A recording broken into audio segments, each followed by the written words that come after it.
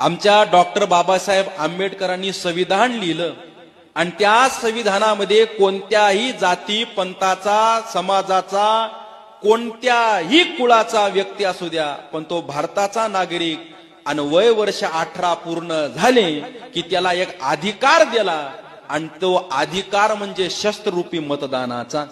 ऐका, बरेचसे दान सांगितले जातात.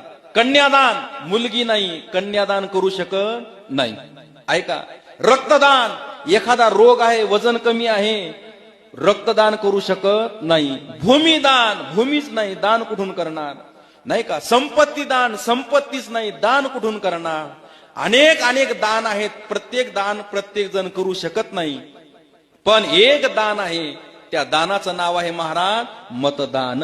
हा लोकशाहीचा उत्सव आहे महाराज, निवडणूक. म्हणून प्रत्येक भारतीय नागरिकांना